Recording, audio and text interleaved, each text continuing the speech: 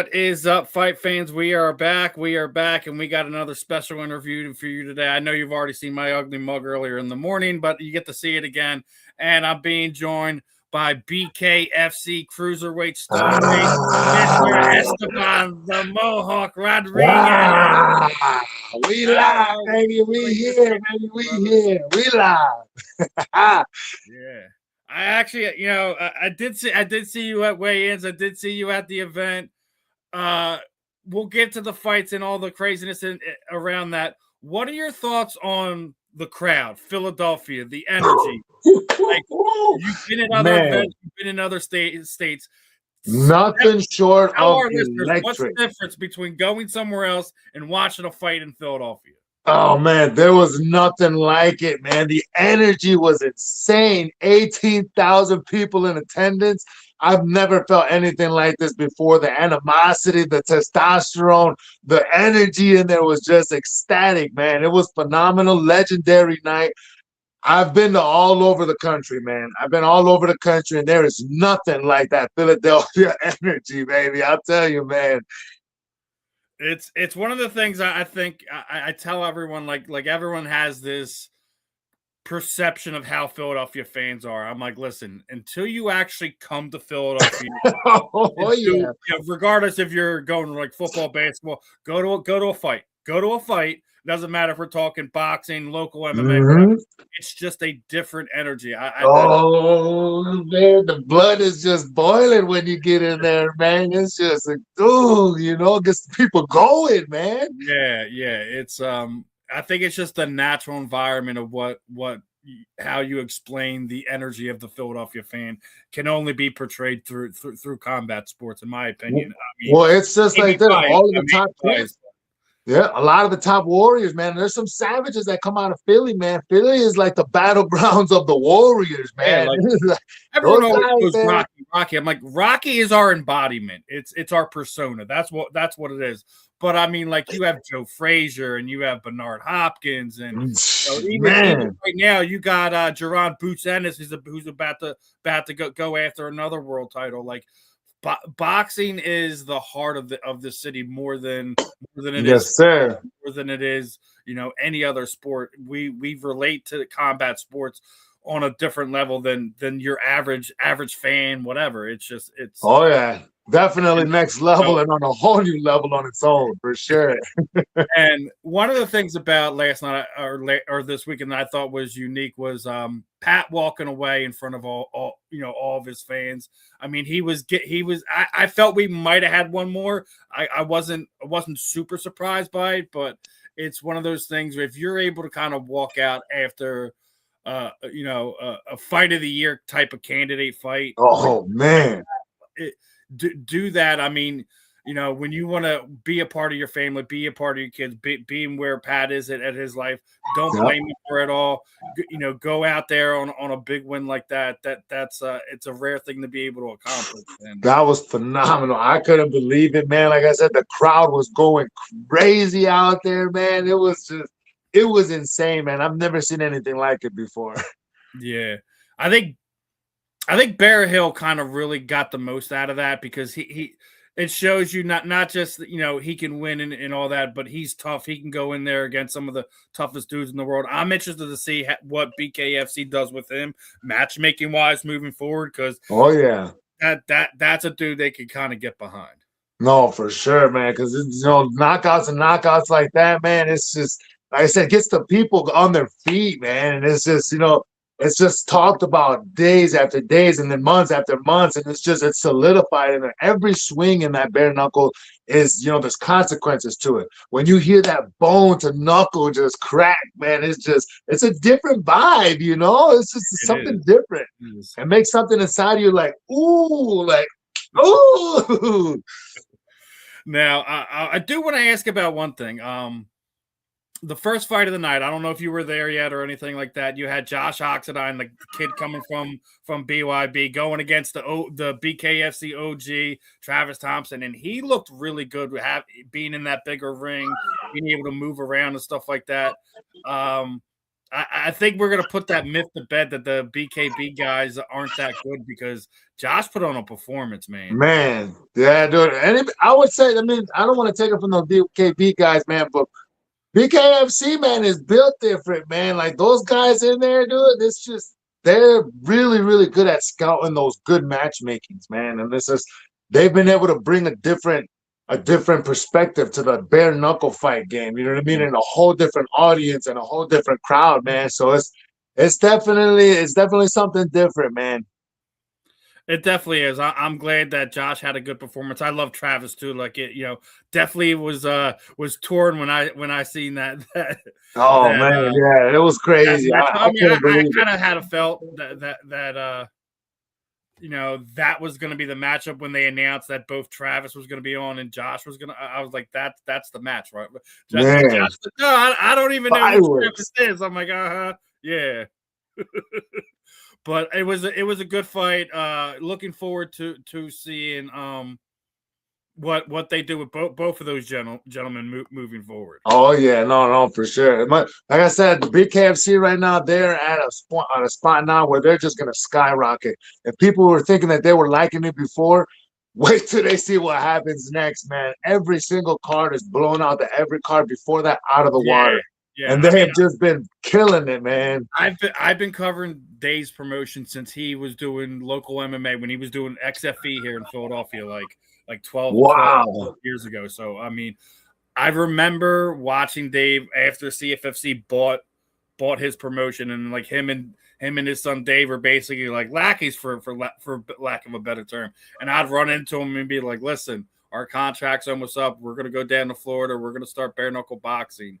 He's putting all his blood, sweat, and tears into it. I couldn't be happier to see where it came from to where it is now. What Dave has done.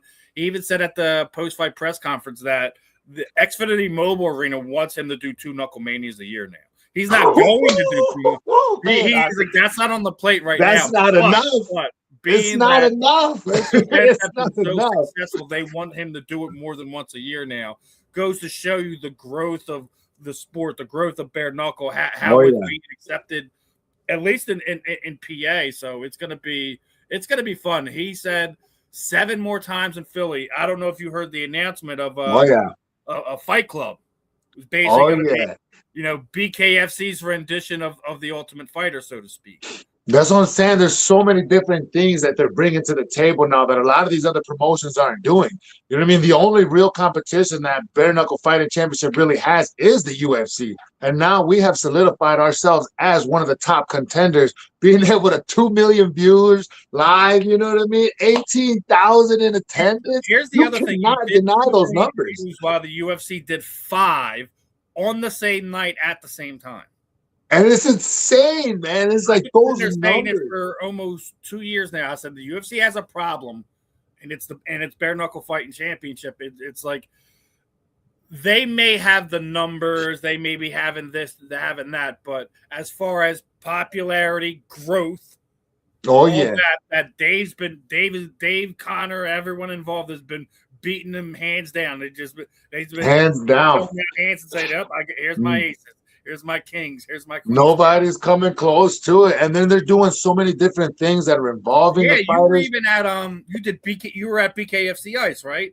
Yep. That was cool, man. You know, you can't have the 205 champ come in my backyard and I can't say hello. You know what I mean? That was a good night. Those fighters were crazy. Having that, you know what I mean? That first ever bare knuckle fighting Ice Wars here in Michigan.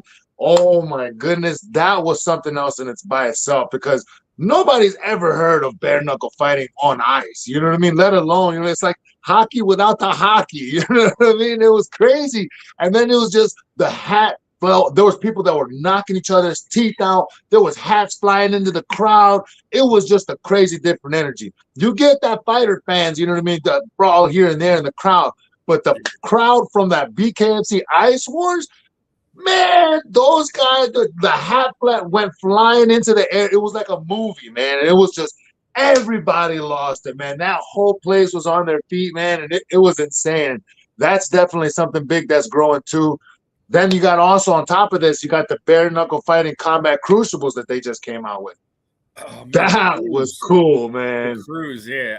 The combat crucibles One of was the something media new. guys were asking about that at press conference. Like, do we get to fight for credentials? Like, how does that work? Because I mean, Yeah, listen, well, just the fact it's that you're going to be a going to new have all series the that comes. fighters, Yeah, fans, it's whatever, supposed to on be a the new cruise, and then series. ending it with a with an event on top of that, that you're going from Man, yeah, Florida to the it's Bahamas. wild. I mean, that's going to be interesting. That's going to be interesting. Definitely. Well, like they pulled us all out of our comfort zones. You know what I mean? They took us out of the actual fight game, away from the coaches, away from our corners and all that. And they put us in an environment where it's like, all right, you got critical thinking on your own right now, where you don't get to go to your corner and be like, Coach, what do I do?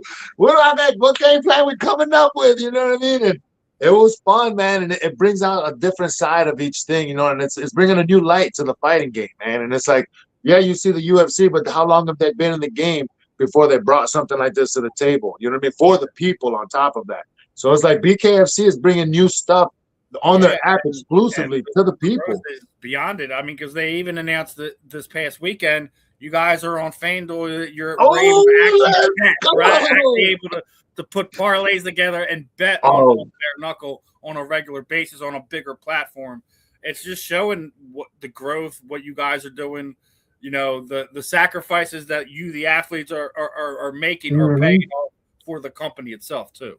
Man, I'm telling you, yo, this is where it is. Everybody's gonna be making money off of that one right there now, man. This is the beauty of the sport, man. Is this is for the people, by the people, you know what I mean? And this isn't just, one of those, oh, this top people, promotions just dumping money into this. Like, no. The reason this is working is because David Feldman has poured his heart and soul and tears into this and built Yeah. it from the ground up. He didn't sell out like some of these other promotions and stuff. He's been And building this. he's even made announcements that people have made him significant offers that he could absolutely retire on, and he hasn't done it yet. I mean, he's stepped away from doing everything like he used to do in the beginning, which you have to do when you get to a certain point because you Yep, can't do yep. you can't. Evolution, baby, And evolution. like I said, when I was sitting there saying there, I couldn't be happier for Dave, the sacrifices that he's made to kind of get him there.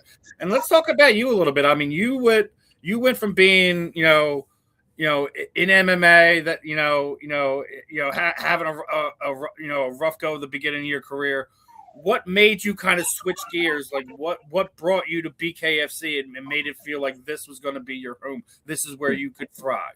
Well, when I first got into the MMA game, I was just off of YouTube and animes, man, watching everybody, all these movies, and I'm like, I can be that guy.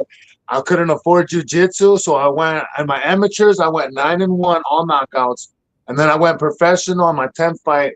And then I said, you know what? I went 1-4, all losses Americanas because I couldn't afford that jujitsu background.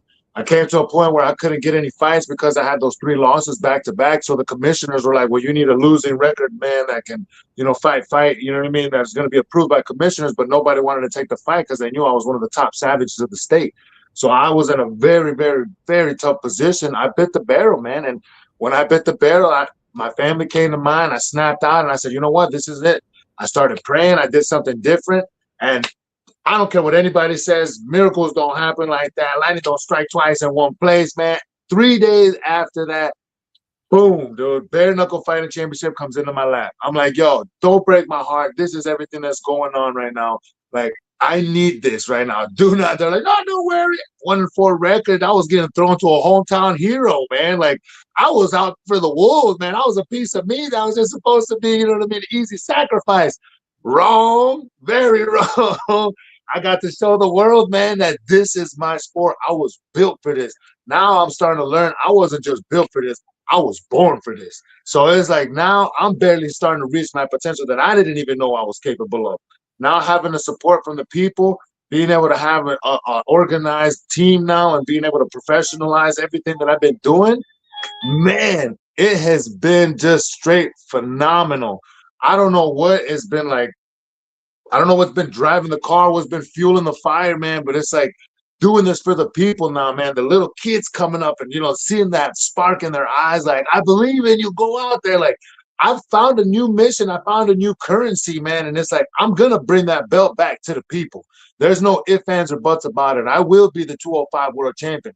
And it's only a matter of time, man. And I've been running through this 205 division, man, barely still learning and finding out what I'm capable of. And these guys haven't been able to handle it. So now that I know that I'm able to bring something new to the table that I'm used to doing, that I love to do, oh, man, these guys are in trouble, man. I'm mopping the floor with the 205 division, man. And I found that this is my sport now, and nobody's going to take it from me. I'm going to go out there and give some of the most entertaining fights that the world has ever seen, man. And I'm guaranteeing you guys, you do not want to miss this next fight, because I'm blowing it whole roof off of that place, man. Everybody's socks going to get blown off. We're going to have seat belts in the seat just to keep people down. You know what I mean? It's going to get wild. Yeah, I mean, listen, I love your style. You know, watched a couple of your fights. I really do think you're one of the, you know, up and coming stars that really just hasn't gotten the attention yet. I mean, obviously, you know, main event, main card in your backyard. That's step one. I'm sure the next thing is just like where Garbarino's at now. He wants those top contenders. He wants those top 5 guys to start moving your way up to be able to kind of go after that title belt. Well, I ain't been fighting any Joe Schmoes either, man. I've been getting thrown to the wolves, man. Like my first fight was that hometown hero over there in Omaha, Nebraska. The next guy smoking out of his gym came to try to redeem his, you know, his gym and all that stuff. And I was like, no, listen, man, I'm the new king of the ring now, baby. This is my division now. So I had to knock him out too. And, you know, within, I think it was 1 round. After that, I got my opportunity out of Miami, man. I went against the 185 world champ of the BKB, I believe it was. And, man, that was one of the most amazing fights I've ever had. It was like my dream fight at that moment, because I was able to really show like that warrior spirit, 5 rounds of straight pressure. I've never felt anybody put pressure back on me. And he was just back and forth and back and forth. And, man, we were going – I think I threw over like 420-something punches in those 5 rounds. You know what I mean? And it's like now I was able to see what I was capable of doing, and that I could swim in those deep waters. After that fight, oh, man, they give me another fight out of Salt Lake City, Utah on the King of Violence card. We secured the fight of the night starting that party on Miami. Going in Utah, oh, man, you know, I felt something new inside of me like break, because I felt like I put everything into that camp and I still didn't come out with the win. And I had to learn, man, like, you know, sometimes you'll dump all of it into it and it still doesn't come out like you want it. So what I did is I went straight back to the drawing board. I talked to that team down there, Joe Escoboza and them guys. I talked to them, and they had open arms for me to come down and learn. So I bit the mouthpiece down. I said, you know what? I got to build from the foundation where I failed, and this is where it is that I'm going to build. So I went straight to that gym. He showed me some stuff, man, and I got to build straight from there. And I told myself and I promised myself the judges is going to get a night off every single time I step in the ring from here forward. And listen, it's just been rampage after rampage after rampage, man. And I've been telling them, dude, after that fight, secured that Salt Lake City, Utah fight. Best fight that they've ever had at that time. Best 2 rounds that they've had at that time. I took the fight of the night at the King of Violence night, man. Took the spotlight from them and showed them that I'm possibly going to be the new King of Violence here coming up, man. And it was two different things from what you were just saying. Salt Lake City, how was the elevation? Woo, man, listen, that I had to go into the mountain. So I had stepped in a week before. I had made everything in. The sponsors that came through for me, man, like everything that I've been learning starting this game, like I've been dumping everything right back in. I've invested everything right back in.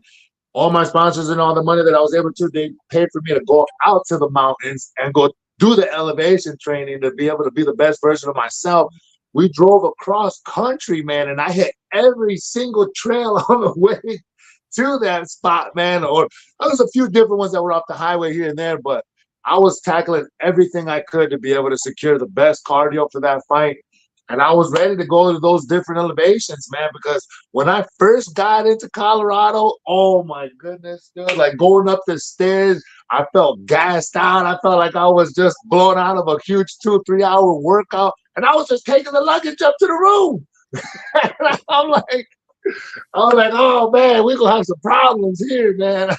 I bought Yeah, me it's a one of the things training you see a mat. lot of times that Yeah, some of these guys aren't ready for. And I say anytime if you're fighting in Colorado, Salt Lake City, anything that you're fighting at Elville, you got to go out there at least a week beforehand, or if not, you when have to. fight night, you're gonna Guaranteed. unless you stop somebody in the first like minute or so, you're gonna find out real soon. Like the air is a little Oh different up yeah. there. Oh yeah, man. They gonna find out real quick, man. Now, one of the other ones was when you were in Miami, you said you throw over 400 some odd punches. How does that, how did your hands feel after that? Woo! Actually, what was crazy is like, yeah, so after your hands pop up like balloons, man, I've actually learned a way to be able to counteract that. And just the way that I fight now, twisting in my knuckles, I've learned how to take care of my hands now, man. And like it actually came out pretty good. I've got compression gloves that I usually use afterwards, but you know, there's a little swelling here and there, but nothing like my first 2 or 3 fights, man. Like those first 2 or 3 fights, I had to learn quick, man. Ice is my best friend, and I have to take care of these puppies because these are the $1 million makers here real soon coming up, Yeah, man. So yeah. I Well, I mean, started you see learning a a lot, little bit of doing the ice and the compression gloves. you see it a lot, guys, that they don't know how to throw punches with their hands, and a lot Yeah, of times they may win the fight, but they're done for 6 months because they got yeah. hands. And it's like they're throwing clobbers with broken hands, and it's like, bro, I mean, hey, secure the win, bro. But when you're throwing the first time to secure your hands first, twist the hands, man. Twist the hands. Or me personally, I like punching metal. I like punching concrete. I get to punching steel, wood here and there when I can. And I try to strengthen these bad boys up. And I found a formula that's been working, man. And like my last fight, I was able to go through war, man, and I came out my hands were the least of my problems. I was very surprised at because how hard we were throwing and like the chaos that we had in there, man.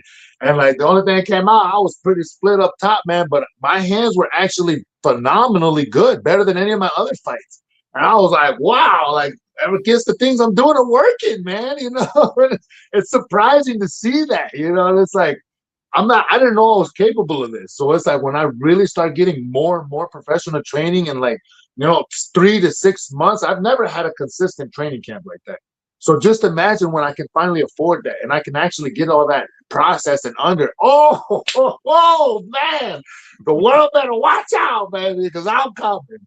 Yeah, man, I'm really excited to see what happens with you now. I want to go back to Knucklemania real fast, and I'm not gonna act like I'm a little biased. My man Lex Ludlow cuts down the cruiserweight for the first time, literally knocked the snot out of Zac Cavender. Now, obviously, that was both of their first fights at cruiserweight. I don't think we're gonna see Calmus again, but how intriguing are you to see Lex Ludlow come down to cruiserweight, and he looks like he's starting to kind of put it all together. The cutting down, he's a savage. Very, very fast, Yeah. at the cruiserweight. He's a savage, man. What's crazy is I actually got to go train at his gym before the day of the fights. He was out there, and we actually had some words on social media with one of his when he was doing one of his press conferences, and they were like, "Oh, he's going for the cruiserweight throne and this and that." I'm like, "Listen, that cowboy's going for my belt, and he's coming for my throne. I'm smoking his boots." He commented back on there, "I don't own a pair of boots." So Lex, I'm like, Lex, man, yeah, we're gonna be going now. So I figured there was that little bit of here and there going on. What I would say a wrestling heel. He's always going to come back with you, but he's not one of the ones like he's going to like insult your family, upset you, or anything like that. He's going to be the one that he's going to respond and be like, "Damn, that was fucking funny. I got to say something back now." I know, man. He was cool. He's actually really cool people. Yeah, I got to meet with him after, and you know, we like another one of these guys. I've been covering him since he was an amateur, since he was fighting at the Armory up on Route 1 over here. It's he's a unique dude. He's always going to have you laughing, but he's awesome. Like there's nothing bad I could sit there and say about him. You know, he's I can say the same. It's someone you just want to succeed. For me personally, I hope y'all two stay away from each other for as long as you possibly can, because He's if cool y'all two people, are fighting, man. it should be for a belt. It really should be. Yeah, he's cool people. I mean, I hope he gets his shot, but unfortunately, I'm going to be holding that belt for quite some time. So I don't think I don't see any problem with any of these guys. I'll help them sharpen the iron. We can put on a show for the people, but Yeah. unfortunately, when they step in that ring with me, man, I'm bringing a different fire that I don't think anybody's been able to Let's handle talk so far. about that belt. Right now, Alexio Sakara has that belt, right? Oh yeah. Oh no, I know. I told him too. That man, he knows what time it is. I told Osakara, man, you enjoy your Italy beauty over there while you enjoy your belt, because when that time comes and your name comes across my contract, buddy, you're done, son. I was like, that belt is mine. I've been telling him from the beginning, and I haven't been wrong yet, man. I have not been wrong yet, and I've been dumping everything heart and soul into this, and I have left no stone unturned. I'm not cutting corners. I'm coming for what's rightfully mine, and I'm coming for the people, man. The people deserve this belt more than I could ever imagine. And I'm finally going to be able to bring that to the people that they never knew that they needed, man. That beacon of hope that they have no guidance in the communities. Now I get that opportunity to be able to present to them that light. Now I finally be able to fill those shoes that I've always wanted as a little young buck coming up. Not being able to get that help, not being able to afford, like, my first check I got from BKFC, man, my first like little nice check, I started my training in the park program. Being able to offer free training basics, bare knuckle boxing to the community, anybody that wants to come, full paid daycare for all the participants, free waters, you got free positive encouragement and all that, free positive empowerment for the kids. Everything that we were doing there was to be able to give back and help guide this next generation coming up. And it's just like, it's just at the beginning. We've went all over the states over here in Michigan so far, man. Grand Rapids, Hesperia, Wyoming, man. And it was just growing more. I had some kids do 7-minute planks, bro, for autographed gloves, dude. That's unheard of. Like 7-minute planks. Like, that's got to be a record or something, man. Listen, giving back, I think, is one thing you don't see a lot. You don't get a lot of press in the combat sports community, but it happens way more than people want to admit. This past year, Justin Gagey announced like he takes a percentage out of each of his fight purses, and he goes and goes in the community and finds yeah, man, a kid or whoever who wants to train, who wants to put the work in, and he makes sure that he's taken care of, that he's able to have his gym dues paid, has gloves, has shin guards, has. Oh, that's what I can't wait for, man. And that's what I think a lot of people don't pay attention to. So when you're telling me that's the first thing you did, like, dude, like that's what it really is all about. The combat sports community is more tight knit than anyone ever imagines. Like, yes, watch, man, the world stuff like that. No, like outside of the BKFC community, no one really knows who you are yet, and that's something you're hoping to change, obviously. But it's one of these things where it's like, it doesn't, like we were talking about before. It's not too big, not too small. It doesn't matter where you started off. You're making a difference now. Someday that kid's, you never know. He may grow up to be the next, the next world legacy champ. Yes. Esteban is the one that got me started. I didn't have a penny to pinch between me and my mom. She was working. My dad was doing this, whatever. And you were the one that gave them the ability to be able to go in the gym and do that. Like, you can't put a price tag on that. Whatever it's a different currency. It's a different currency, man. And it makes you, when I got knocked out, man, in my last fight, in the first 10 seconds, I got clocked. And I mean, I was out. Everything went white. I could only see a bottom of the corner over here, my left vision over here. And I'm like, hold on. When I'm like trying to fake step, I wanted to make sure that this man like wasn't the referee. You know what I mean? And in that point, when I got knocked out, in my mind, what first came back was like, no, not in front of my people. I can't let them down. I can't let the kids down. All those kids that was helping. Like, I went to Hesperia. There was like 14 kids that came in there, man. It was insane. Like, I never got that kind of support. I've never got that kind of love. And like, they came in my mind when I was out, and like, it pushed me and it walked me through that fire. And like, that there is, I'm able to show people it's a different currency out there if you truly give back. And that right there is what helps you get through some of those fights where you need that little bit of confidence, or you need that little voice to tell you, don't give up, just a little bit more, one more round, or one more punch, one more combination. That right there, man, a lot of people miss, or a lot of these other guys that are at the top spot already that's been building their way with nothing but, top gym you know what I mean? What's the word for it? You know what I mean? Practices, you know what I mean? Like all that knowledge from these top gyms, like these people that pay top dollar. Some of us can't afford that stuff. So we got to start from the bottom, you know what I mean? And like you say, some of these kids, man, now I get to be that example for them to show them, hey, there's more out here, little Jimmy. Come on, baby, jump out there and take that one step in front of 10,000, baby. We're going to do what it do, baby, you know? Yeah. Having people like you, it's a true rarity in the world we live in today, where everything's about how much money you can do off of this, how much you can make off of that. Yeah. So I appreciate that, man. Thank you. Like you said, it's rare currency, and giving back. There's you can never do enough, but what you are doing is gonna make a difference at some point in time with and when you do make that step towards trying to help somebody more than yourself, I don't care what anybody says, I don't care who you are, I don't care how stuck up of a person you are, I don't care how big of an ego is. If you truly help somebody, even if it's on accident, that is going to change their life completely, because that gives them that goosebump feeling like, oh, and then that other person shows appreciation. They're like, oh, somebody actually looked up to me, and oh, somebody really appreciates this. Wow. And it makes you feel different, man. And it gives you that superpower. It gives you that confidence that you never knew you had. And it releases those like dopamines or some part of your brain that just like, boom, baby. Oh, I'm charged up and ready to go.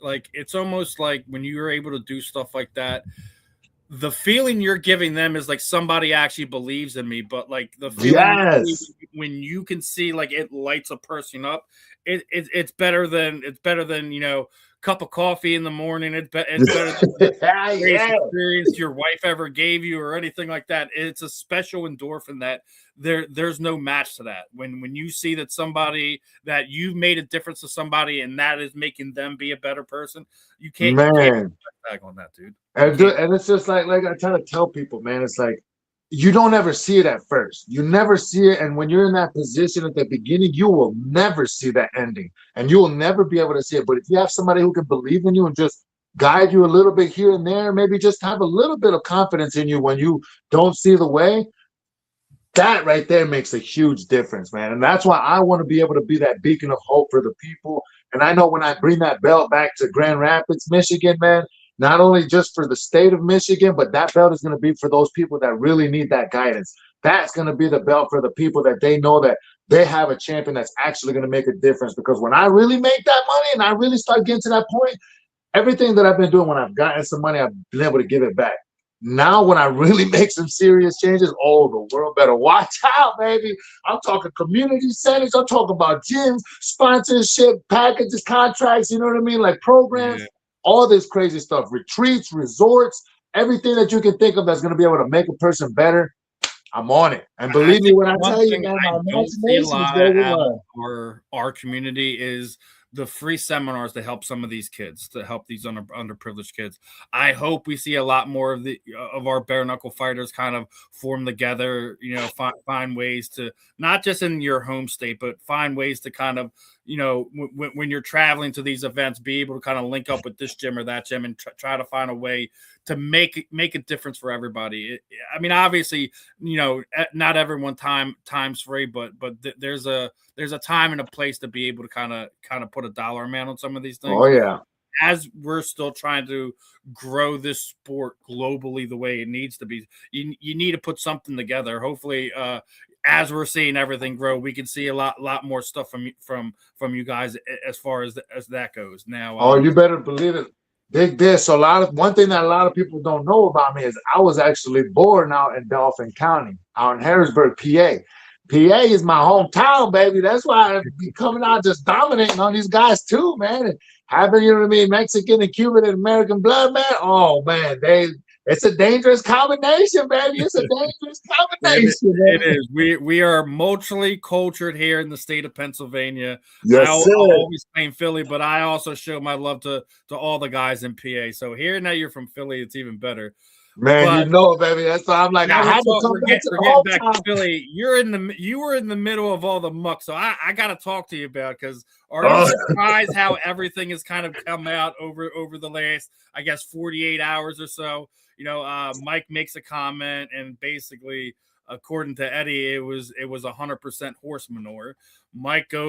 Then Eddie goes on Ariel Helwani's show and literally airs the whole situation out. Mike has made a statement since then, basically calling Eddie a liar. Listen, I'm from Philly. I've met Eddie. I lost count how many times from his Bellator days. He would always do meet and greets after his fight and everything like that. I don't know the man to be a liar. I don't think he's capable of it. No, 100%. The nonsense. If you had, I'm not sitting there telling you to go one way or another, or if you have a horse in this race or not. Is there any validity to what Eddie said, or is Mike being picked on? To be real, man, like I got respect for both fighters, man. I don't know what exactly happened. I know Eddie reached out to me and was like, "Hey, man, everything that happened, I appreciate you doing what you do." And I was like, "Look, bro, I don't want to pick sides.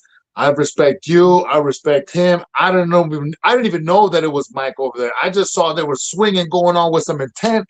I personally, one thing BKFC don't know about me, when I was a little younger buck, I got some security experience back in the days working in the clubs, man. And so immediately my instincts kicked in, and I was like, oh, man, there's some women and children over here. Let me make sure everybody's good. And there was some swinging going with some. Yeah, there was, man. I literally, I'm on the other side of it. I'm where the media was. All I seen is your Mohawk, basically. Bro, you're like a hockey goalie, pushing everyone away. Like, nope. You stay over there. Nope, oh, man. Well, I didn't even know who it was at first. I just seen one guy getting swarmed by like 4 or 5 guys, and I'm like, damn. I'm like, hold on. There was no security already had, like, dude, the staff security was doing their thing already, bro. They were quick to react. They already had like 2 or 3 people apiece. So you can only imagine. There was chairs flying. There was other people that were just trying to get out of the way that were getting mixed in. The staff did a phenomenal job. Got caught with some friendly fire too. I seen her. Damn, man, even the ladies are getting hit. This was crazy. Yeah, bro, it was wild. So I was like, I just wanted to jump in and try to help and make sure nobody. I know, you know what I mean. Me doing that was a dumb decision because I could have caught a case, but I mean, I know I have the discipline that even if I was to get hit, I wouldn't be swinging back. I know not to just start dropping people, because then if I were to start swinging, there would have been some bodies sleeping on the floor for sure. And I don't know if they would have had enough people to stop me if I started. I mean, I would have been able to stop. But yeah, basically, I seen you and I seen Oxidon basically kind of cornering the kids off in the area, kind of. Yeah, man, it was trying to bring some sanity from the chaos. So. Yeah, so I went. I peeled everybody off of Mike that was there. That's when I noticed. I was like, oh snap, that's Mike. I cornered him into a back spot right there. I'm like, okay, just let me make sure everybody's backing off. Nobody's going. Then I started seeing everybody else getting pulled. All the security, all the staff already had people in their hands, already pushing people back, and there was still commotion going on. So I hopped over those chairs, went back in, and I tried to push off and separate more people over there. Then I seen Eddie's wife going down, and I'm like, oh my goodness, and she's on the floor. I pick her up. There's more people coming. I'm ducking and dodging, swinging. There were people trying to take other people's hats off, and there was almost innocent bystanders getting hit, and like we're bumping and dodging inches, man, just by getting swung and our heads took off. I pick her up, and then I'm like, everybody just please calm down. Think of the children. Mucho take it easy, everybody. Mucho take it easy. And it was insane, man. Then I started hearing people out there, yeah, Mohawk, get up out of there. Oh, yeah, man, let me make sure make sure everything looks calm now. Everything's good now. I'm going to get up out of here before I get in trouble. And it was just kind of a spur of the moment thing, and everybody finally calmed down after that. They started yelling back and forth at each other. Security finally came in, calmed everybody down. People were trying to hop over fences. They were getting pulled down, and security was swarming from the other side finally, and it was insane, but it was definitely controlled chaos. Yeah, you literally got the first-hand experience of a Philly baptism. Yes, I love it. Oh man, moving on from that, I mean, obviously, it is what it is at this point in time. I'm with you. Like, listen, I don't have a horse in the race. I always got love and respect for Eddie. But I thought whole thing played. I wish they could have been a little bit more professional and think of the company, think of the children. You know what I mean? But it's something I think about too. Like you think how the UFC typically deals with it. They have 2 different fighter sections for a reason. Yeah. This is the exact reason. in my opinion, there should have never been a situation where Eddie is in the same vicinity where Mike was, just for the simple fact that they fought before. Yeah, I can agree that. Yep. You know, 100%. It is what it is. Hopefully we'll see this all come to an end real soon. Mike will get a fight lined up. I hope there's no legal action behind any of this, man. Because he's the veteran, and obviously, Jeremy Stevens, put a number on his jaw, so we don't know how that's going to affect him moving forward. But yeah, it's going to be a fun thing. I hope they get back in there. But outside of the craziness and some of the fights we already spoke on, what was the one fight Saturday night that kind of sticks in your memory? Was it the main event? Was it? Man, performance. Like, what was if you had to give your own like fight of the night opinion? Who was your fight of the night? Well, I had my eyes set on that the main event, the Ben Roswell and man, those guys, that Russian cat, man. Like, the only reason why I was watching that fight is because I've got my eyes set on that $25 million tournament. I know what I'm capable of doing now, and I know if I was to get in that tournament, those are going to be some big boys that I'm going to have to deal with right there. So in my mind, I'm Ben Roswell. He may not know, but he's been on my target list, the top of the list, just for the fact that I know he was going to be dominating in the heavyweight division. Now that I know how he performed being on a pressure basis or kind of being in that situation with these guys, I've got my eyes on that Russian man now, because I know he's most likely going to be in that tournament now, and that's going to be a fun fight. And those guys, man, like seeing Hunt too, man. Hunt and Mundell, those boys were some savages, but I had my eyes on them too because of the fact they were in the cruiserweight division. So them jumping up into my division, I'm like, okay, you guys are performing as a professional athlete in the cruiserweight division. You better give the people what they want. And I don't want to see none of that tip dance and dingo jango stuff going on. Like, I want to see a fight, man. So it was a little nerve-wracking to see them kind of dancing back and forth. But you know what I mean? For Hunt to get that knockout the way he did, and then for Ben Roswell to go down the way that he did, like, I thought there was going to be more. Andres had hands like knives, man. He was just cutting Ben up, man.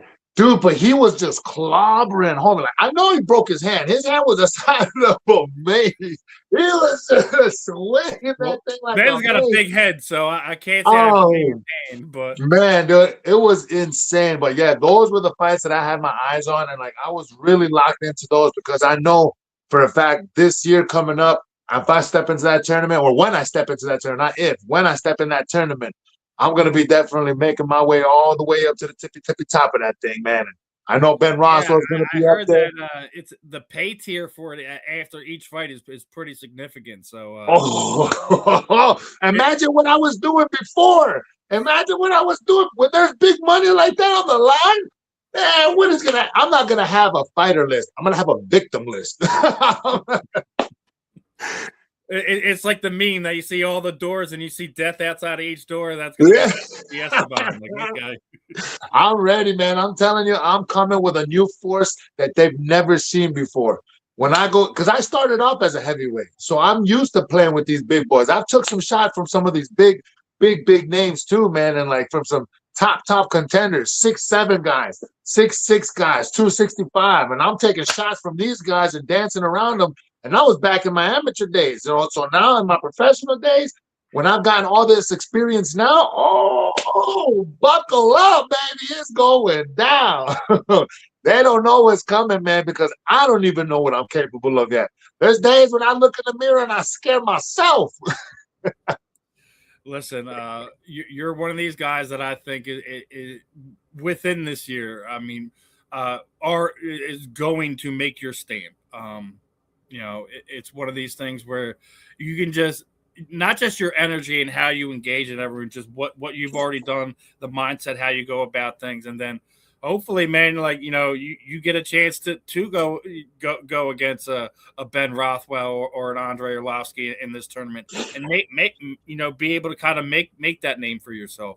The only way you can make your name in this business is inside of that ring.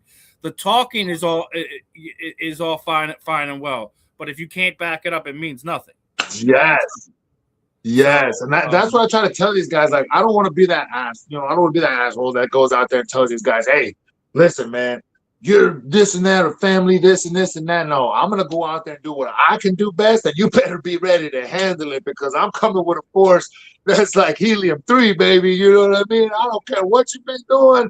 I don't care how long you've been doing it. You step into that ring with me, we gonna fight. There's no ifs, ands, or buts about it. There's no tiptoe dancing. I don't care what combination you got in your mind. I don't care. We're going to bang. Everybody got a plan until there's a fist in their mouth. And then when there's another one, they got another backup plan. Then that backup plan goes out the window when this other one comes and catches them. Then I'm not in front of them and I'm putting pressure from the side. They don't know what to do with it. So when I go in there and I start controlling that even more and applying that with more pressure and more power, oh, man. Tell me who's going to be ready for that. You tell me who's going to be ready for that. I'm sure there's a lot of guys that say they're going to be ready for it. They all think that they're going to be ready for it. Every single one of them has said, hey, I know he comes in stupid. I know he comes in blind. Don't be dumb. Stick to the plan. My man's the last one was in front of me telling me this. I was outside before him walking out, and I can hear him in the corners. They were sitting there telling, yeah, don't be – he's dumb. He's a dumb fighter. He's a pressure fighter. He's just going to come in reckless. Be smart about this. Don't be dumb. Just stick to the game plan. Blow his stuff out, knock him out, and he's going to walk away. Bro, I walked right through their plan, blew it right out the water. My man got back up like, Coach, what do I do? The plan didn't go as well. It didn't go as well. What am I supposed to do? And that's when they knew they were in the skillet, man. They were in the skillet, and I was able to really, really lock into something else that I never knew I had. And that – I'm able to show the people now what happens if they think they're going to knock me out. That man was supposed to put me in the dirt. He was brought to my hometown to destroy me and be everything that I was not. And he was supposed to be my kryptonite. And I went in there and handled his ass in 70 seconds, baby. Let's go. Right? Come on, man. Like, I'm coming with something that they ain't never seen before, and I know that they cannot handle. So when they think that they're going to handle it, I'm sorry, man, but listen. You ain't put enough work in and been through the fires like I have, man. I'm ready to bang. And you know when I go and I lose, it's going to be like a blaze of glory that the world's never seen before. Now, as we get down to it, because I've already, we're almost on here for an hour at this point in time. Oh, man, I'm ready. So what I typically do is one thing. I always ask about the nickname. You got the Mohawk going, right? Where did that come from? Where did that originate? Is it just something that became a part of your persona? Is it something that when I was a little young buck, how did that become your thing?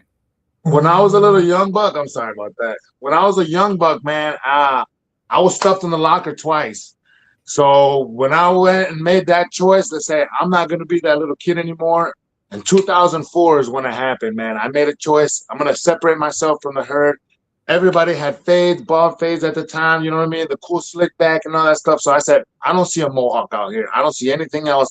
I want to be that warrior. From this point forward, they're going to know I'm going to be one of the biggest, baddest mother suckers on the block. And and 20-something years later, man, it's history, baby. They've been rocking it ever since. I didn't even like the name Mohawk at first. It's what's crazy is I didn't even like the name Mohawk. And it just kind of just like stuck with me. Every time people be like, oh, Mohawk, I'm like, hey, you better watch your mouth there, young man. I got a name. But then eventually it was just like, whatever. You know what I mean? So when I stepped into the fight game, there was no better name than the Mohawk, man. There you go. All right. So one question I like to ask all the fighters, it's, we hear in sports in general, this person's the GOAT. This is the GOAT. This is the GOAT. I think combat sports is the hardest way to kind of do it because you have different disciplines, you have different weight classes, you got men, you got women.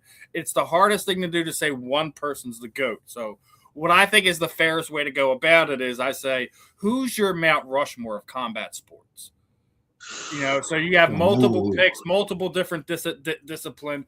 Who is it that kind of you felt is made the biggest impact, both being either a champion, their performance in the ring, and stuff that gives them a reason to be on this Mount Rushmore? So who's your four choices of Esteban's Mount Rushmore of combat sports. Well, no doubt about it, man. Our first spot would have to be my man's Juggernaut Hunt, just for the fact that he's been in 2 different divisions, handling business. I know he had his little altercations with stuff, you know what I mean? But he's been handling business lately. He's been knocked out, came back, knocked the man out.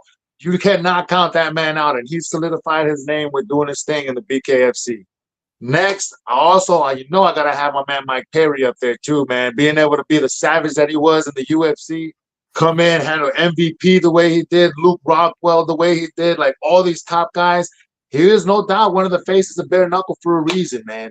And as far as the heavyweights go, man, like Perdomo, he's been up there knockout after knockout after knockout after knockout, man, and he's definitely solidified his name, and he is definitely at that second at the list where I feel like if I get in that tournament, he's going to be one of those names I'm going to have to definitely walk through as well. And last but not least, man, I'm going to have to go with one of the savages of the women's division, man. Oh, Christina Ferreira, man, handling business as the women's champion, man, and ain't nobody come close to her doing her thing. And I'm really looking forward to seeing her next career or the rest of her career happen because she has just been on a rampage. I don't have a problem with Christina Ferreira. I actually used to cover her when she was. No one wanted to talk to her when she was doing lion fight, when she was doing Muay Thai. No one was talking about this woman. So when she made it to bare knuckle, I'm like, this is actually the real fight for her. And I think her problem is right now is there's nobody worth fighting. She's already dominated everybody against the other women or BKFC or anything. Like that's why she had to fight Jessica Borgen in the last fight because there's no one in her division that has a name that's worth fighting. She's just walking through everybody. That's why she should be at the top of the Rushmore. She'll be right there at that tippy top. I'll be afraid to throw it down with her, man. For real. She's the GOAT of bare knuckle, point blank and period. Point blank. If there was ever an image of if there was ever an image, no arguing, Christina Ferreira, man. And then maybe there was those little chimichangas on the side of those other ones, man. I'd have to throw King Kai Stewart in there too, man. He's one of those dominating savages coming in too. And man, you gotta remember, like, he just came from a wrestling background. He wasn't an actual, like, it wasn't like he came from like a boxing background or a Muay Thai background. He was a wrestler before he made his BKFC debut. So to see him be as dominant as he's been in his beginning, in his early run in bare knuckle, absolutely. I'm really looking forward to his fight March 20th. Going to be UK champion. It feels like it's been like ages since we've seen him fight. So, oh man, now imagine if he was to put pressure like I was. I've talked to him before, and I'm like, man, dude, like you're a beast. I want to learn from his camp because he got such good technical work. But if he was just to apply a little bit more pressure with that, they're already not messing with him. Imagine when if he was to apply the same kind of pressure that I do. Bro, oh man, that kid is gonna be a superstar. He's already a superstar already, man. I think what sets Kai apart is his fight IQ is off the charts. The charts. There's no even chart to be able to compare it to. So, like, when he's fighting these people, like he's just so intellectually sound when it comes to attacking things. And I agree with you. If he's able to just turn that aggressiveness up just a tad, he could be legendary lethal. Oh man, he's already a legend in the game now. As the youngest doing his thing, but man, if he goes and applies just a little bit more pressure on these guys, woo! Hot sauce and some. I already had someone on X was like, "Oh, I'm going with the UK champ." I'm like, "You're out of your goddamn dude." He must not have seen my man. I'm not just saying Gaffey ain't a good guy. Nico's earned his spot. I'm not gonna say he's not. 100%. I just feel like Kai's on another level, and it's not anything against him. And I'm being the media guy. I try to be as neutral as I possibly can. Yeah, understood. I don't got all the answers. I'm never gonna act like that's who I am. I just take what I've seen through the combat sports world since I've been watching combat sports since the late 2000s, and he just seems like he has everything going his way. We'll see what happens when we put him in the ring, but I don't see how he's going to lose that fight. No, 100%. I agree with you 100%. So, what I typically do at the end is I kind of throw that proverbial microphone over to you, Esteban. Anyone you would like to thank, trainer partners, teammates, shoot at your social media sites, any sponsors that you have, any kind of parting words you want to leave with the people, my friend. The time is yours. Listen, you guys, if you guys are watching this, I want you to know you can do anything that you want in life, man. Do not let anybody stop you from doing it, because listen, if I'm here doing this from the prelims to the main events, baby, from alleyway, picking up bottle cans, man, and be able to perform in front of millions, I know that you can do it too. Because listen, it's hard out there, man. Life gets tough. And every single time that you get the closest that you've ever been, everything falls apart and you have to hold on. And I guarantee you, if you do, you will make it out on top. I guarantee you. So do not stop chasing whatever it is that you want to do. Find what you guys do with the least amount of energy and dump everything into it. Because like I'm telling you guys, if I'm here doing this, you guys can be out there doing it too, man. Thank you so much for supporting me. I guarantee you guys, I will not let you guys down. I'm going to be pouring my heart and soul into every little bit of training that I'm doing to be able to perform for you guys. And thank you again for the support. All my sponsors that made this happen. Thank you, thank you, thank you. Go check out my page, Esteban Mohawk Rodriguez, Team Mohawk MMA on Instagram, Esteban Mohawk Rodriguez on Facebook. And you can check out the YouTube of BKFC Esteban Mohawk Rodriguez. Thank you, guys. Go out and chase it, baby. Let's go. And I also gave your son's YouTube page subscribe today too. Oh, let's go, man. My man. Hey, thank you so much. I support everybody. Like I do the same thing. My son's trying to build up his YouTube page and stuff like that. So anytime bro, he's killing minds right now, man. He's only 9 years old. I'm like, bro, give me some pointers. Yeah, I seen some of his edits, man. He's got it, man. Dude, 9 years old, bro. Like middle school and high school, you find him some of those video editing schools and stuff like that, so he can really apply that. So it makes it so man engaged, man. Remember when we were in school and we were in high school? That's why half the time we didn't go to classes because there was nothing exciting for us in school, right? Oh man. So that's why I mark my words. Like, when I make it, I'm going to change that. Like, I want to play football. I was like, well, we need to do more than worry about playing football. I'm like, find something that kind of engages you. So I went and found a high school that has like good video editing digital program to kind of let's go some of that type of stuff. Because I don't like, listen, if you're going to make it as a football player, you'll make it as a football player, but you also need to have a backup plan too. Yep, 100%. So I wanted to make sure like you found something like that. You have to find ways to keep your kids engaged with school, because if not everyone's gonna be, you're not gonna be a 4.0 GPA average kid. Some of our kids are gonna have learning disabilities. Some of them are gonna be good in this subject or bad at that one. You just have to find something that keeps them engaged. You have to keep them so 100%. Kind of just playing video games and messing around on social media. Yes, see, that's what got me so frustrated. And I was like, all right, look. I'm like, look, son, you spend at least 10 hours on the phone every day, bro. You're not supposed to be on it like this whatsoever, bro. I'm like, this is very difficult. I was like, you're lucky that I'm training so much right now. Otherwise, you wouldn't be doing this much time, my boy. But I was like, if you're going to be on it, you got to find something positive to do. Either learning videos. I got him watching National Geographic. And then I started asking, he likes football and the roadblock stuff and all that and the cars. And I'm like, hey, listen. He made some Eagle edits. I'm like, oh, I gotta like this. Oh, he loves the Eagles, man. He absolutely loves the Eagles. Listen, so we will take him as an adopted fan, without a doubt. Yes. Thank you so much, you guys. You guys are awesome, man. Like I said, he's put you guys as kids, man, to do something with themselves, because every kid right now is locked in being a tablet baby or being a phone baby. I don't care what you guys say or what anybody says, like, all these kids nowadays have a phone. And if we don't regulate what they're doing on those phones, they're going to be teaching the kids what we should be not teaching them. You know what I mean? And it's like, they're just going to run off being taught by a random algorithm. You know what I mean? So it's like, I figured, hey, you got to do something, Mom. You got to do something. So, oh, man. Thank you so much for that support too, man. He's going to get a cute kick out of that.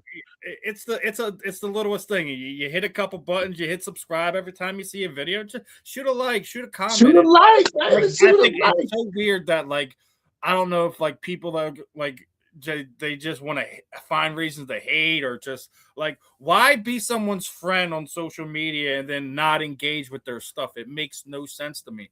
Like, why not support? People like, oh well, like I'll share Mike and Mish's videos like it's like there's no tomorrow, because there's somebody in our space that is consistently doing content. Yep. I'm not scared that you know, people are gonna not listen to me because I'm sharing theirs. Like, I don't think about that way. I think the way I think about this is like, listen, if I connect you with a sponsor, a new fan, a new supporter, one way or another, I've done my job as yes, sir. Yes, like, sir. and there should be no reason why I'm going through your pages and you have pages that I shouldn't be supporting that as well, just because that's how we all grow. And some people, they're I don't know, maybe they're just being like, you know, like Hitler. I'm not doing this. I'm not doing that. I don't want to do like, dude, if you're already on it, it takes 2 seconds to like and share something. Literally one click. One click makes a big difference, man. Yeah, one click, you guys. Go like and support the page. Don't be assholes. Like that made their day. That, you know, they got 5 subscribers today, and it's like the best day ever. Man, my son tells me every day, Dad, I'm at 100 and something subscribers. You're still only at 90. I'm like, hey, son, come on, man, you hurt me. I was my son about a year ago, and when I started using my YouTube more, I was making fun of him. I'm like, Connor, I'm like, how you had this YouTube for how many years? I already got double the views you got. He's like, man, yeah, you do other type of content, Dad. That's not even fair.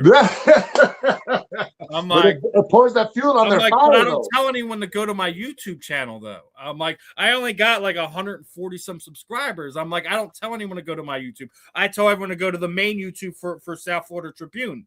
So like, the fact that I even have 140 subscribers is beyond me either. Yeah, man, that's so like, cool. It means nothing to me. It's just another YouTube channel that I put out there. But I'd rather people go and follow our South Florida Tribune one, because I'm trying to build that one up. Yeah. In 7.5 months, we went from 47,000 views to over 1 million views.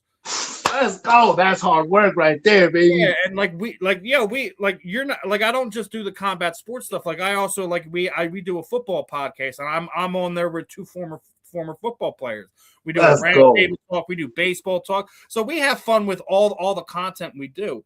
It's and like, if some of them get a couple hundred views, get a couple thousand views, it's great. But it's like, at the end of the day, like, that's what these companies are looking for. So. Yes, man, I love it. I mean, thank you for what you do. It's all about making the content. Like, who consumes it means it has no effect on how I go about it. I just like this, like just the general conversation. This is what I have the most fun with, you know. I know, man. It's so awesome, man. I appreciate it. I'm having a good time. I appreciate you putting us out there, because without you guys, we wouldn't be able to be as big as we are, man. So thank you. Again, and then before I forget, I did see this. When are we going to see some more merch from you, brother? Yeah, baby, let's go. So dig this. The cat's out the bag now. We're going to be offering our own exclusive Team Mohawk MMA gear, and BKFC as well has their own gear that they're going to be coming out on the app and on their social platform over there as well. But also, if you reach out personally through my my website, social media platforms, we're going to be able to offer some of these T-shirts out this month. Probably next month, at the beginning of next month, I'm going to be coming out with a book. I've actually started making a book, man, with all this good stuff. It's going to be a positive empowerment book of how I beat my pulmonary embolism and secured the 2nd fastest knockout in combat sport history out in Hollywood, Florida. And it's going to be everything that anybody would want to be able to get back off the couch and get into the gym and do what they want to do. Every little bit of tools, every bit of advice, every bit of knowledge that they would need to clear anything out and bring the best version of themselves, or the blood clot, or like I said, what I went through was a blood clot in the lung that almost killed me. It was a $50 size dead tissue in my lung that was about to collapse the lung. They told me my career was over. They told me that I wasn't going to live till past May 2023. And I just couldn't accept that. You know, at the beginning of my career, bro, I just got the biggest knockout of my life out there. You know what I mean? And it's like, no, bro, you cannot just take this from me like this. Like, I'm going to stand and fight. You just told me that reminds me of when Vinny Panzianza broke his neck, and they told him he would never fight again. Man, that was a story. He found a way to not only get back there, but But fight at the time, like when he took that fight with Duran, that was like his second fight after breaking his neck. Man, that was insane, man. I couldn't believe that, man. But that stuff like that, it's like, how can you just lay down? We need those stories to share with everyone, and I'm glad you're writing a book, because more people need to kind of find the way to kind of give that information back to people. For sure. So stay tuned, you guys. Second Chances is going to be coming out real soon, man. You do not want to miss this, man. Like I said, I'm going to be able to show the people. You start getting that stuff out there, make sure you tag me so I can share it, brother. I got you, fam. I got you. Thank you so much, man. You are the man, brother. Listen, it is always my pleasure, Esteban. Appreciate your time today. Over the hour mark, it really does. For me, it really doesn't matter as far how long it goes. It's just I'm having a good time. Conversation. It's about engaging with everyone. So, looking forward to when you get back in there. Hopefully, we get a fight announcement soon. We get you back on here, pick your brain a little bit more. Other than that, brother, I'm really excited to see what the future holds for you. Hopefully, you're able to go get that belt real soon, and we get to party it up with you, my friend. Oh, you better believe it, man. Krispy Kreme donuts for everybody, baby. Let's go. Oh, you know it, man. I love it, brother. I love your energy, my friend. You keep doing what you're doing. Keep giving back. Keep giving that energy back to everybody. And I'm definitely going to be pulling for you, my friend. No, thank you so much. I really appreciate everything. You guys watching, like, subscribe. Don't be a douche. Support your people, baby. Let's go. All right, Esteban. Again, great conversation today. We'll definitely be in touch more in the future, and enjoy the rest of your day. Other than that, I'm just gonna have to get I got to get my sponsor read in here because I forgot to do it at the beginning. And for those who are watching and listening, this episode was brought to you by Fight Wax. Fight Wax is the ultimate athlete skincare for your active member of your household. Helps treats cuts, swelling, scrapes, abrasions, rejuvenates, and restores stressed skin. Customers have used for soreness, stiffness. Designed for athletes and active lifestyle, it is a ultra silky, non-greasy feel. Deep hydration helps fight dry skin. Customers have used for eczema, psoriasis, and other skin disorders. And they are also coming out with Fight Wax soap. Make sure you guys check it out. Head over to the website. They got stuff for your pets, for us pit bull owners. This really helps these guys out in this area. So when you guys get a chance, use that code South 15 FW and get your Fight Wax gear. If you need anything from Fight Wax, let me know. I'll get you hooked up with them too, my brother. My man, hey, I'm gonna be splitting this bad boy up with some of that for some training videos. I got you, fam. Don't even trip. I got you. That stuff looks good. I love that knuckle wax, man. I'm gonna have to get some. Dude. As soon as I see that, I'm like, yo, I need that for the shower, brother. Yes. That's a knockout right there, baby. Some knockout soul, baby. Let's go. Yeah. They did. Listen, I just hooked up with them. They're up there in Ontario. And as soon as I seen it, I'm like, this is the next thing, brother. Yes, sir. Yes, sir. I want in on some of this action with Rain and Lincoln, and we're actually going to be doing a giveaway with them. We're going to be doing the signed glove. I got signed. Let's go. So for people who do place orders and use our code, we're going to be keeping a record of it. We're going to do a random giveaway. I got a lot of fun stuff that I'm doing here, not only between the athletes, but also on the channel itself. So, guys, appreciate your time, Esteban. This was another fun episode of The Real and the Rare. I'm Steve. That's Esteban the Mohawk Rodriguez. And we will see you guys on the rebound, my friends. Peace out.